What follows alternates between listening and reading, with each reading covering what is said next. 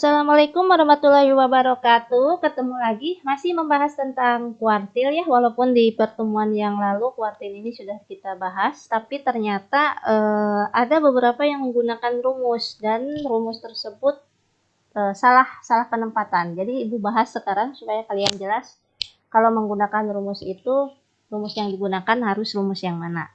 Nah, di sini Ibu bagi beberapa part ya untuk data kuartil ini. Yang pertama itu Ibu bahas dulu untuk banyaknya data ganjil.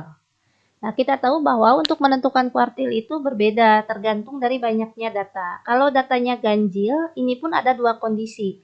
Kondisi yang pertama adalah jika n plus 1 itu habis dibagi 4, maka rumus yang bisa kalian gunakan itu adalah Q1 sama dengan data ke n plus 1 per 4, X n plus 1 per 4. Untuk Q2-nya itu adalah X 2n plus 1 per 4. Dan untuk yang menentukan Q3-nya itu adalah X dari 3 kali n plus 1 per 4. Ini kalau n plus 1 habis dibagi 4. Nah, kalau kondisi yang kedua, n plus 1 itu tidak habis dibagi 4, maka rumus yang digunakan tidak bisa yang di sebelah kiri ini. Nah, rumus yang digunakan adalah Q1 itu X n min 1 per 4 ditambah X n plus 3 per 4 per 2. Sementara mediannya sama, yaitu X dikali 2 kali n plus 1 per 4, dan Q3-nya berbeda ini. X 3n plus 1 per 4 ditambah X 3n plus 5 per 4 per 2. Rumusnya cukup rumit ya kalau kita hafalkan. Gitu ya. Jadi makanya di sini untuk kuartil itu intinya adalah kalian bisa menentukan kuartil 2 dulu. Nanti baru nyari kuartil 1 dan kuartil 3. Tapi kalau mau menggunakan rumus ini silahkan. Berarti harus kalian hafalkan rumusnya. Nah, kita langsung ke contoh aja supaya bisa membedakan kedua rumus tersebut. Tentukan kuartil bawah, median, dan kuartil atas dari kumpulan data berikut. Kita langsung aja. Yang pertama, datanya adalah 1, 2, 2, 4, 5, 5, 7, 8, 10, 10, 10. Hal pertama yang harus kalian lakukan adalah hitung ada berapa banyak data di sana. Ternyata datanya adalah 11, yaitu kan ganjil. Selanjutnya untuk ganjil ini kalian cek n plus 1.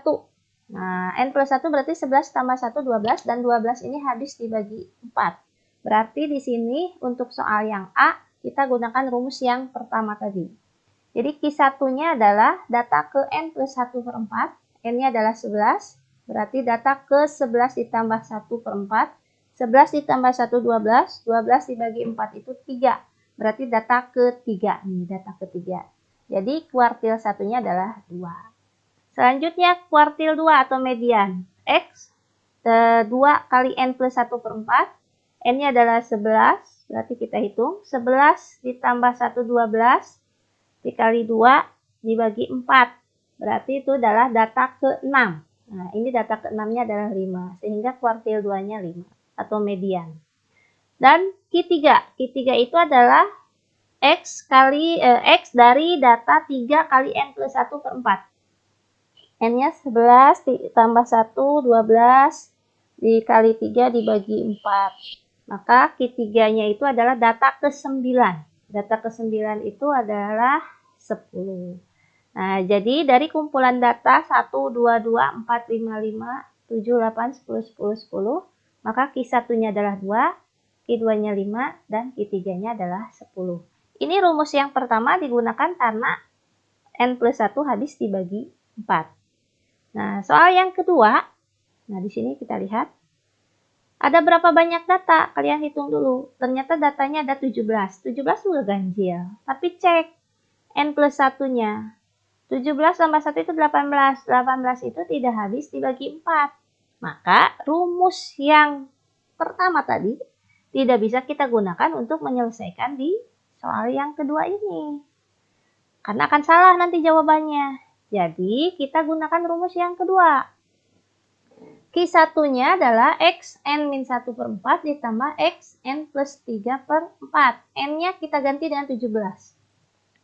Jadi, 17 dikurangi 1, 16. Nah, ini ya, 17 ditambah 3. Berarti ini kalau kita hitung, 16 dibagi 4 data keempat, ini berarti data kelima. Nah, data keempat ditambah data kelima dibagi 2. Berarti 30. Nah, jadi 35 Q1 ya. Sekarang Q2. Q2 berarti rumusnya X dari 2 kali N plus 1 per 4. 17 ditambah 1, 18 dikali 2 dibagi 4. Maka data ke-9. Data ke-9-nya adalah 60. Ini untuk Q2. Nah, selanjutnya untuk Q3. Q3 rumusnya adalah X dari 3N plus 1 per 4 ditambah X dari 3N plus 5 per 4. N-nya diganti dengan 17. Berarti 3 dikali 17 ditambah 1 per 4. Yang ini 3 dikali 17 ditambah 5 per 4. Ini dikali dulu ya, 17 dikali 3 baru ditambah 1. Yang ini juga sama, 3 dikali 17 ditambah 5. Maka data ke-13 dan data ke-14 dibagi 2. Nah, hasilnya adalah 66. Nah, sehingga di sini kita simpulkan bahwa Q1-nya 35, Q2-nya 60, dan Q3-nya 66.